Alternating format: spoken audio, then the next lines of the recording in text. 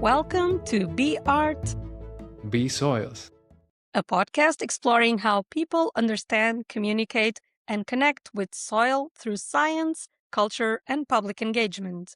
My name is Sara Mendes, and I've spent over 20 years exploring the fascinating world of soil invertebrates as a soil ecologist.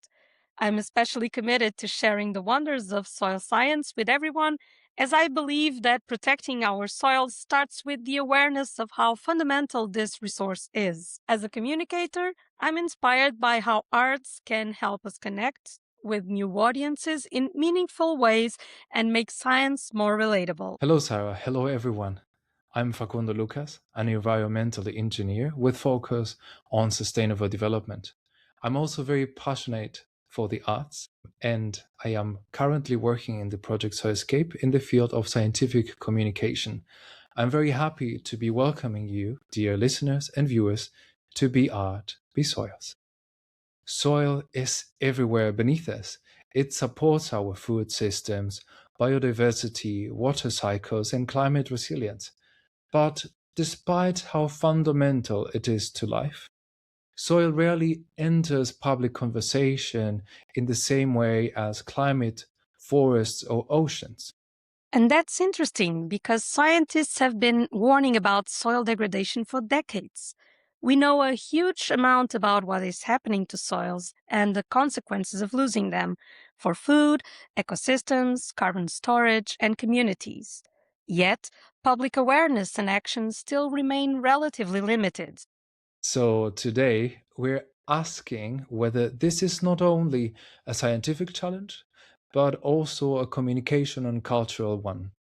Are facts alone enough, or do we need different ways of helping people experience, understand, and relate to soils? To explore that, we're joined by two guests working on this question from different perspectives. Megan Roncière is from the French Soil Science Society, AFES, and coordinates the project Soilscape. She is involved in public engagement initiatives, including the organization of the World Soil Day in France and the animation of the AFES community online, which experiments with more participatory and accessible ways of engaging people with soils. We're also joined by Tobias Pravka, a soil geographer from the Bern University of Applied Sciences, who developed the Sepia exercise, a participatory approach exploring how different communities across Europe perceive and emotionally relate to soil. Together, we'll explore what these projects reveal about the gap between scientific understanding and public perception, and whether arts, participation, and culture can help reconnect society with soils. But before we begin, here's a short soil insight to set the scene. Did you know that soils contain more carbon than the atmosphere and all plant life combined? To me, that sounds incredible. Healthy soils play such a major role in climate regulation, water storage, and biodiversity. Yet, for many people, soil is still seen simply as dirt beneath our feet, rather than a complex system that supports life. And that raises an important question. If soils are also so essential, why are they still so absent from the public awareness and everyday culture?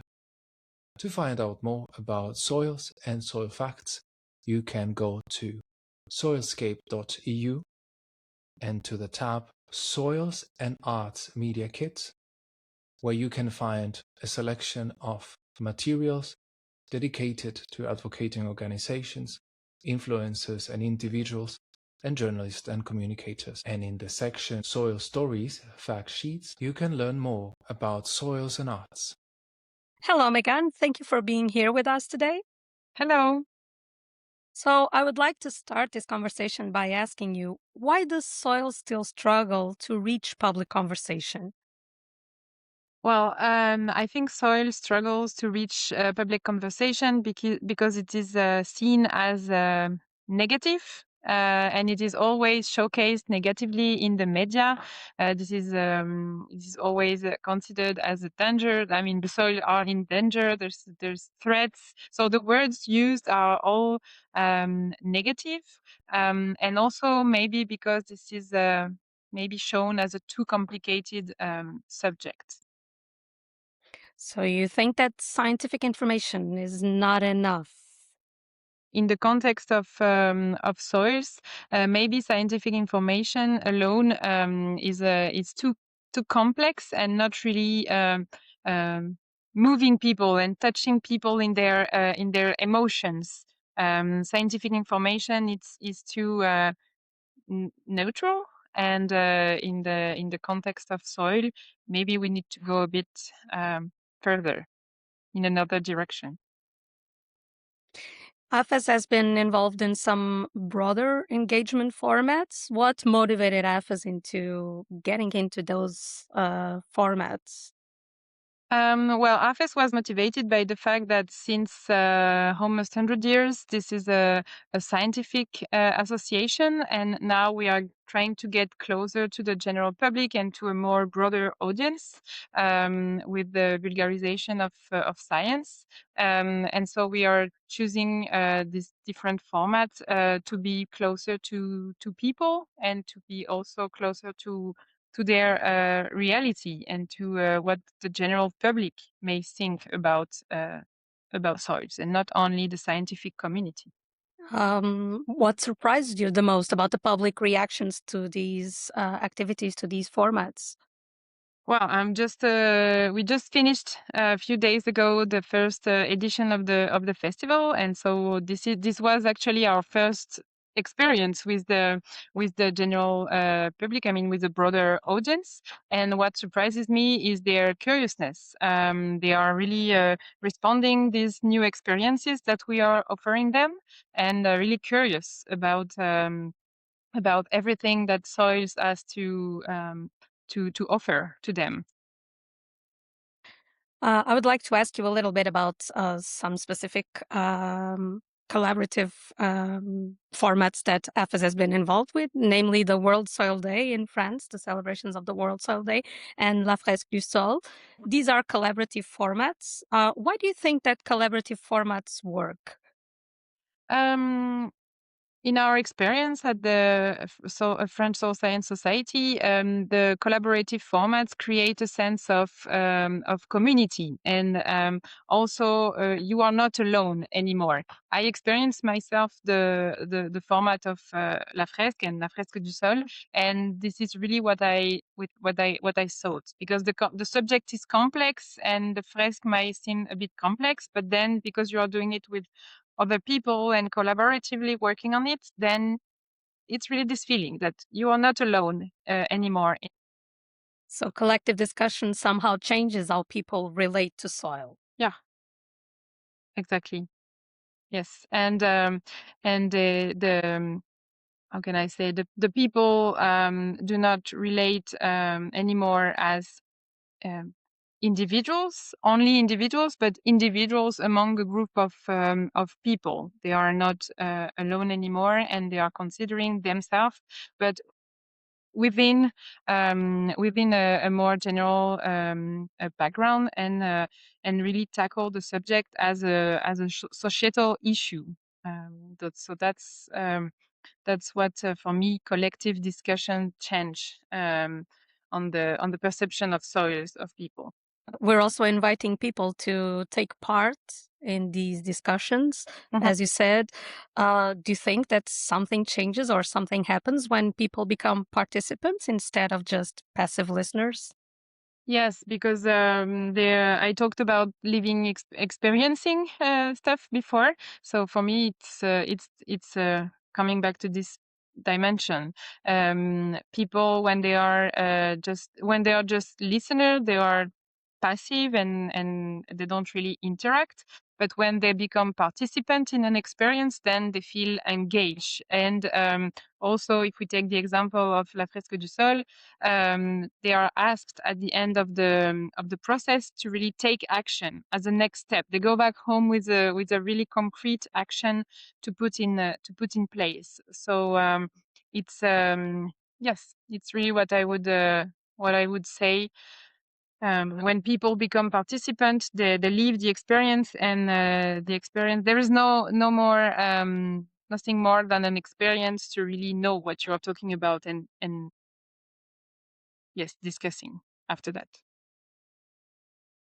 It is a pleasure to have you here, Tobias. Thank you for joining us. Hi, everybody. Thanks a lot for having me.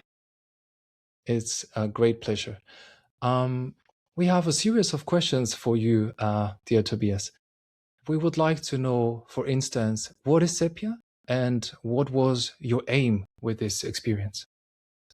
Sepia, yeah, it's just an acronym, soil environments using a photo voice inspired approach. It sounds very technical. What we basically used was to use a social science methodology called photo voice to map soil environments in a way that is not a classical soil map, but we rather asked people like stakeholders to give us their perception of soils in different parts of Europe. And it was done with the partners in the Soilscape project. And yeah, it was very nice. It was a new experience for me as a more regular soil geographer, working more like in the field and touching soil. And now it was more about like touching thoughts and emotions. That was very fascinating. That really sounds fascinating. And that leads me to my next question. What did people associate with soils? Yeah, it was quite, it was actually very interesting. First of all, to see all these photos that the people collected from their perception of soil, you had really everything in there. Like it's really from bare surfaces to like walls with mold, to railroad tracks, to cities, to forests, to of course agricultural landscapes, supermarkets. It was super diverse, the spectrum, and also the thoughts were sometimes quite unexpected, because I also made a comparison of the pictures and a bit of the content, what the people told about the pictures, and that was sometimes quite different of what I expected, and it really opened many new horizons. You have kind of answered my next question already, which is there something that surprised you in this experience? And if so, what surprised you the most? You mentioned there was a big variety of different motives of pictures, but is there something that where you would say that really caught my attention? Well, it was more than 100 pictures and there was so many surprises. It's hard to say what really surprised me because there were so many surprises. But what really surprised me on a like meta scale, I would say, is that how it affected people to take photos of their soil perception and talk about it and exchange it. That was like the biggest surprise. The impact that we had by this exercise was much bigger than I expected. And this is for me, I think, even a bigger success because, I mean, we know that soils are diverse, soil landscapes are diverse, and perspectives are diverse. And it was nice to illustrate it, but to also have a tool to make people aware of soil and of different perspectives related to soil. That was really new, and that was the main surprise for me.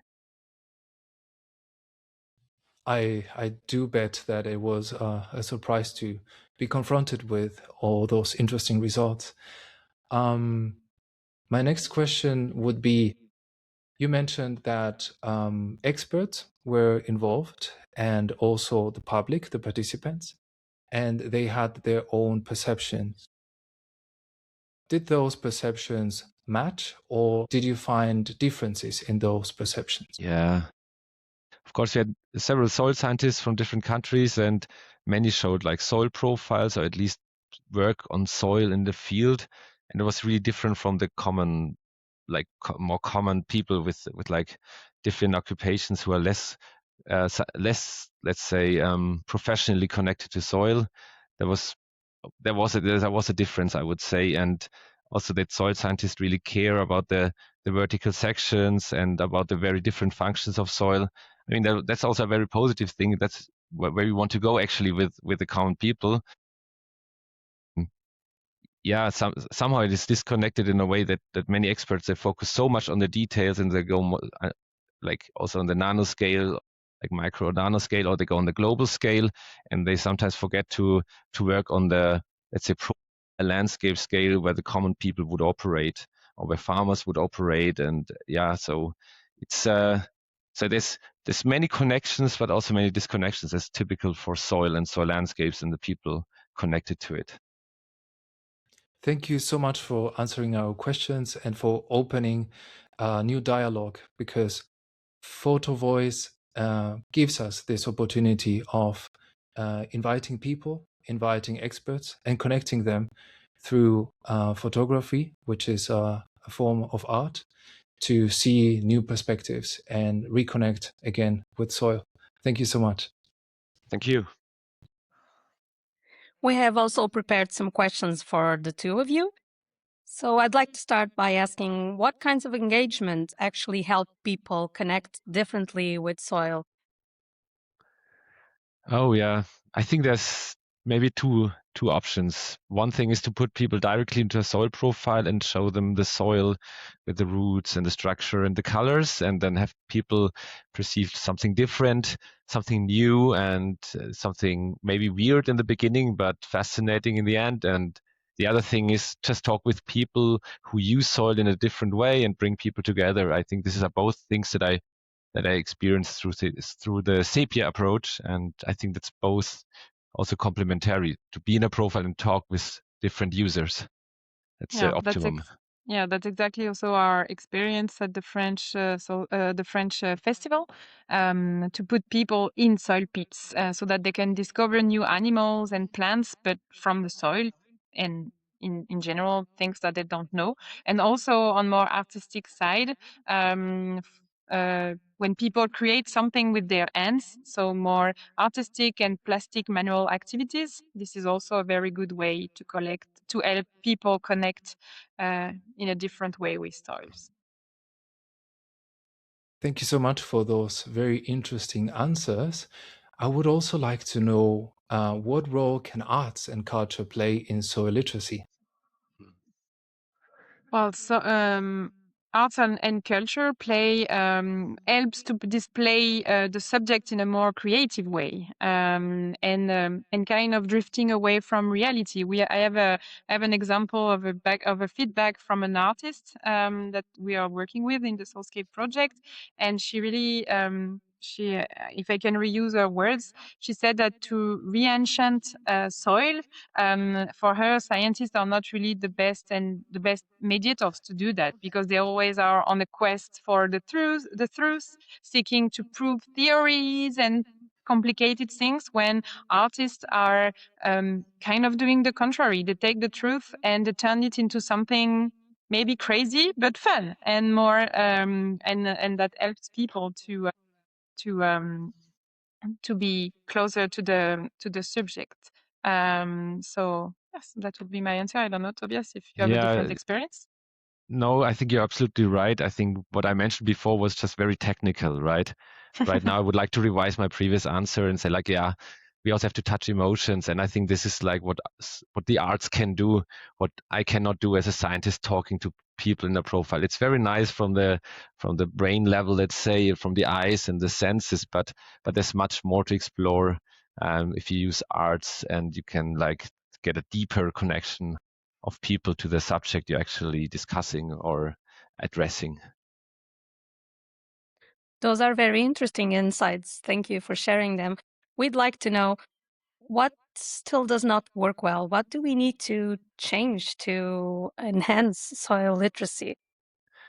I think we need much bigger soil profiles, and much more people have to come to soil profiles. So of course, this doesn't really work well at the moment. It's very exclusive, and like we're just at the tip of the iceberg of like making a broader or giving a broader experience to the society, right? We just explore techniques and approaches, and it would be very nice if we could like scale it up and have much bigger, much more frequent profiles with much more information.